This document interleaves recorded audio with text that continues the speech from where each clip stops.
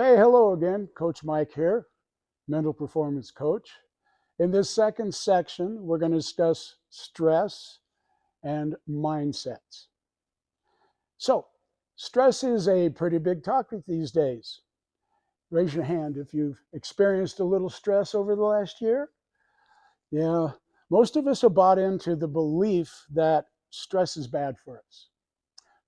But what if stress was actually good for us, especially when we're preparing for a very competitive athletic event?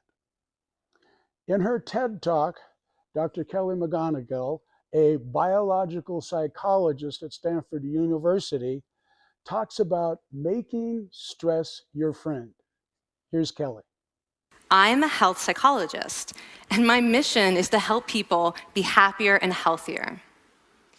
But I fear that something I've been teaching for the last 10 years is doing more harm than good, and it has to do with stress. For years, I've been telling people stress makes you sick. It increases the risk of everything from the common cold to cardiovascular disease. Basically, I've turned stress into the enemy.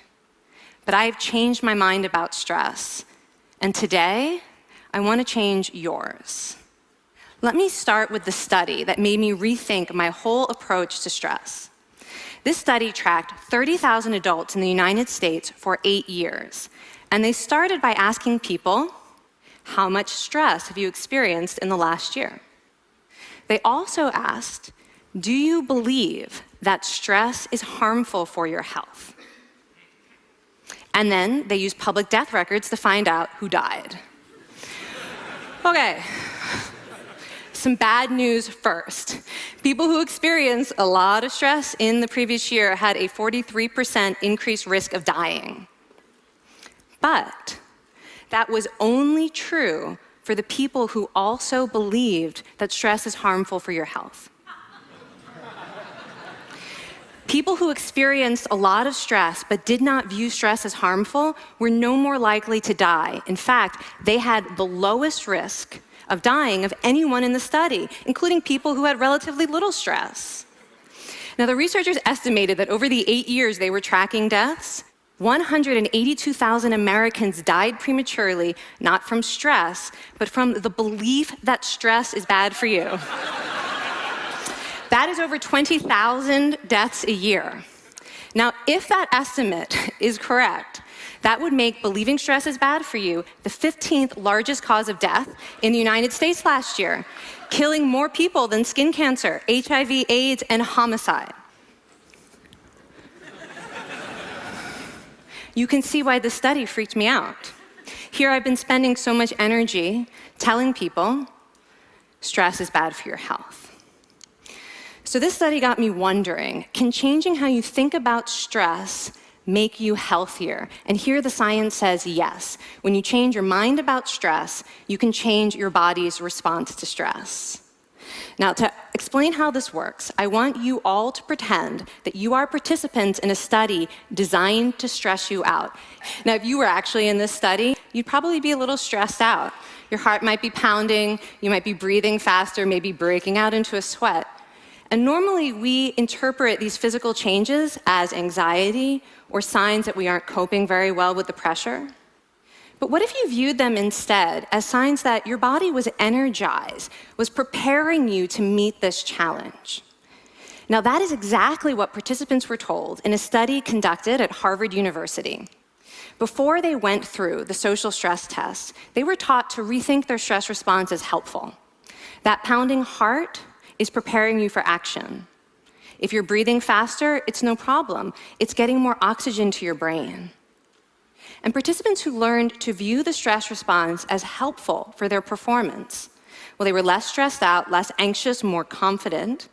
But the most fascinating finding to me was how their physical stress response changed. Now, in a typical stress response, your heart rate goes up and your blood vessels constrict like this. And this is one of the reasons that chronic stress is sometimes associated with cardiovascular disease. It's not really healthy to be in this state all the time. But in the study, when participants viewed their stress response as helpful, their blood vessels stayed relaxed like this. Their heart was still pounding, but this is a much healthier cardiovascular profile. It actually looks a lot like what happens in moments of joy and courage. Over a lifetime of stressful experiences, this one biological change could be the difference between a stress-induced heart attack at age 50 and living well into your 90s. And this is really what the new science of stress reveals, that how you think about stress matters. And so we see once again that the harmful effects of stress on your health are not inevitable. How you think and how you act can transform your experience of stress. When you choose to view your stress response as helpful, you create the biology of courage. And when you choose to connect with others under stress, you can create resilience. What stuck with me was the fact that 20,000 people died not from stress, but the belief that stress was bad for them. That's just crazy. All right, here are some other takeaways. What you believe is true for you. Physiologically, stress can enhance your athletic performance. Scotty Hamilton says something about that. He was a former Olympic figure skater. He says, under pressure, you'll either perform 15% worse or 15% better. And our last takeaway is there is a clear mind-body connection. In her book, Mindset, Dr. Carol Dweck, a psychologist at Stanford University, says there are two distinct mindsets and that each mindset frames how you see the world. In a fixed mindset, success is about proving that you're smart and talented, validating yourself.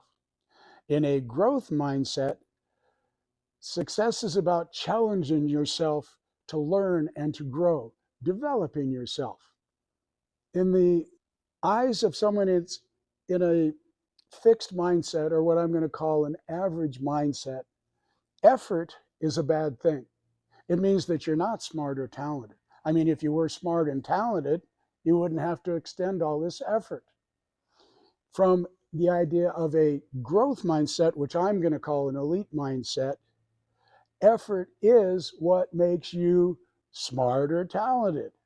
Fortunately, we're not locked into one mindset or the other. We're a combination of both.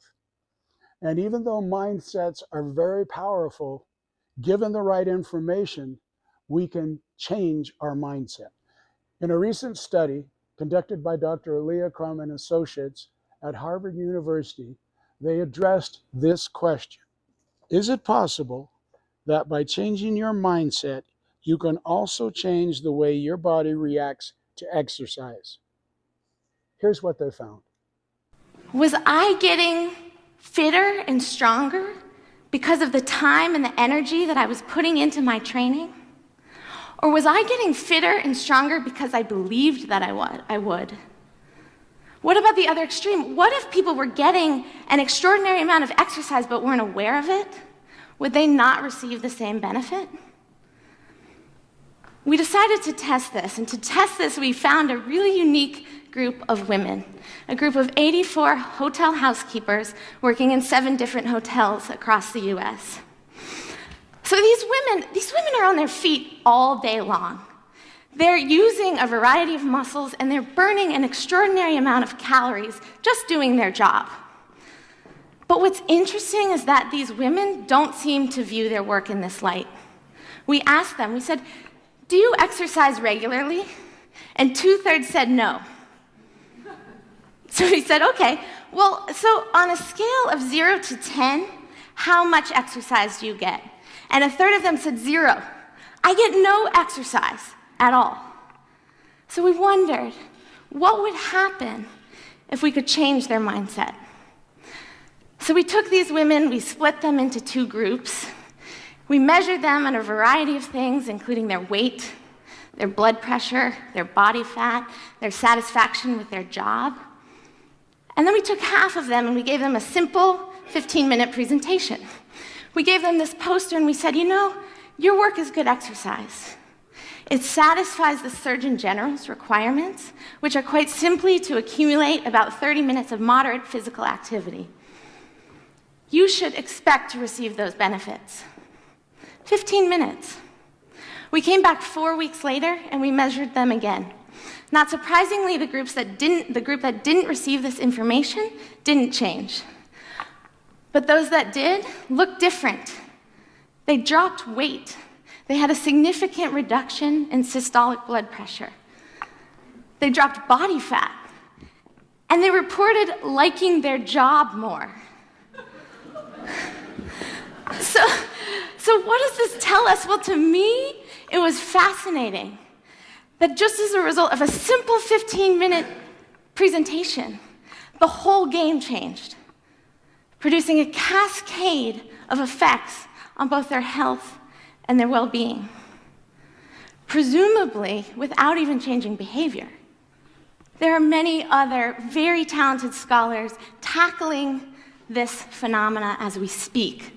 Carol Dweck's research demonstrates us that if we can shift our mindset about intelligence and talent as something that's fixed to something that's changeable over time, it can dramatically alter our academic and professional success.